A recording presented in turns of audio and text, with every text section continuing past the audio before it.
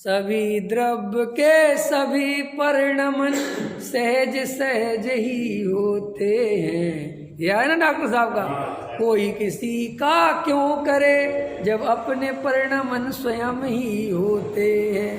Corona आ गया, स्वीकार है। बुढ़ापा आ गया, स्वीकार है। बीमारी आ गई, स्वीकार है। पत्नी मर गई, स्वीकार है। बेटा सुख नहीं दे रहा, स्वीकार है। बोलो, जगत के किसी भी अस्तित्व से शिकायत नहीं करना, इससे बड़ा प्रेम क्या होगा। असली प्रेम तो वो है कि पत्नी पूरे जीवन भर भी पति कुछ ना कर पाए और शिकायत ना करे, तो है प्रेम। पति अपनी पत्नी बिल्कुल ना अपने अनुकूल कर पाए, फिर भी कोई बात नहीं। देखो, तुम्हें एक कहानी सुना, 2 मिनट की सुन लो। एक बहुत बड़े संस्कृत के विद्वान हुए, अभी मैं उनकी पुस्तक का नाम गलती से भूल रहा हूँ, भामा कुछ नाम बिल्कुल भूल रहा हूँ। उनने अपने उसका भामा, उनकी पत्नी का नाम भामा था, तो भामा ऐसा कुछ ग्रंथ का नाम रखा। तो क्या हुआ, वो जो व्यक्ति था, वो जो विद्वान थे, वो हमेशा अपनी एक रचना करने में निमग्न थे। मैंने सारे टाइम उनके दिमाग, सच्ची घटना है, बिल्कुल झूठ नहीं है, बिल्कुल। अभी और कितने अभी वो मैं बता दूंगा, देख के क्लियर नहीं हो रहा है, कब वो ध्यान नहीं है, लेकिन घटना बिल्कुल एक्चुअल है, तो वो बता दूंगा अभी। तो उनकी क्या हुआ, उनके पिताजी ने कहा, 18-20 साल के होंगे जो भी हो, कि भैया शादी करनी। सो हाँ कह दी। उनने ये नहीं सोचा ये पूछ क्या रहे हैं, वे अपनी उसमें थे, समझ, चिंतन में। उनने कहा, पिताजी ने कि शादी, हाँ हाँ कह दी। अब ना तो किसी ने सोचा कि इनने सोच समझ के हाँ बोला, क्या बोला। और सुनो, इतने चिंतन में डूबे रहे कि उनकी शादी हो गई। उनने कुछ ध्यान नहीं दिया कि क्या बोला, अपने ही चिंतन में उस ग्रंथ की चिंता, और शादी हो गई, पत्नी आ गई। सुनो ध्यान से, और वो पत्नी आ गई, और वे अपना ग्रंथ लिखते थे। वे तो लिखे ही रहे थे, उनको कुछ पता ही नहीं कौन आ गया। सो कोई पानी रख जाए उनको पीने, कौन, वो पत्नी, सो पानी पी ले।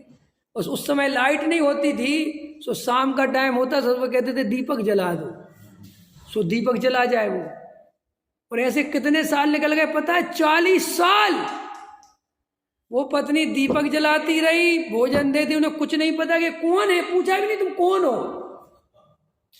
उनने सोचा पिताजी ने कोई व्यवस्था कर दी मेरी लिखने के लिए, कुछ नहीं पूछा। और जब 40 साल हो गए और जब पूरा ग्रंथ पूरा हो गया, तब वे दुनिया में समझ लो, हाँ ये बहुत बढ़िया। तो नाम नहीं रखा था उनने तब तक ग्रंथ का, समझ में आया। तो फिर उनको एकदम विकल्प आया, जब उस विकल्प, जैसे हम टोटा मल जी कहते कि आज नमक नहीं है, तो माँ कहती कि लगता है तुम्हारी टीका पूरी हो गई। ऐसे ही बिल्कुल सच्ची बात। तो उनने कहा, हे देवी तुम कौन हो। अब पूछा कि तुम कौन हो, तो वो एकदम अश्रु की धारा बह गई कि आज स्वामी जी बाहर आ गए। समझ में आया, आज आप बाहर आ गए। बोले आपको नहीं पता। बोले नहीं नहीं मैं नहीं पहचानता, कौन हूँ। कितने समय बाद सुन, कैसी हो गई होगी, मैंने कोई जवानी चाल लिया।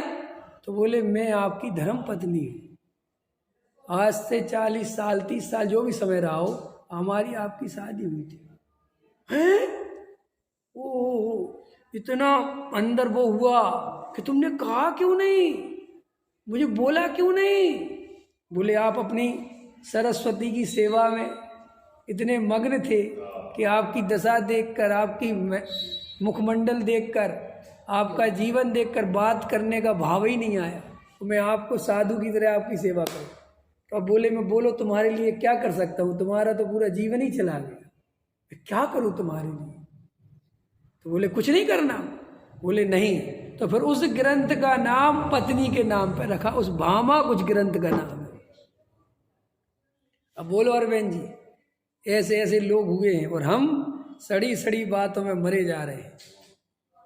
राग द्वेष कर करके लगे रात और दिन, धड़ाधड़ कर्म बंधन कर रहे हैं, कोई चिंता नहीं है अपने को। गहराई से विचार करना, ये जीवन बहुत कीमती है। जैसे परिणाम होंगे वैसी गति होगी नहीं। अब श्री गुरु कह रहे जैसी गति होगी वैसे तो अपने परिणामों से अपनी गति चेक कर लेना। अगर इतना स्वाध्याय सुनने के बाद भी आत्मा का प्रेम नहीं जग रहा है, तत्व का प्रेम नहीं जग रहा है तो फिर गड़बड़ है मामला। ख्याल में आया कि नहीं आया? अभी भी अगर अंदर वही भाव चलते रहते तो मामला गड़बड़ है, सावधान हो जाओ। ख्याल में आया कि नहीं आया? और वस्तु स्वरूप का गहरा अभ्यास करो।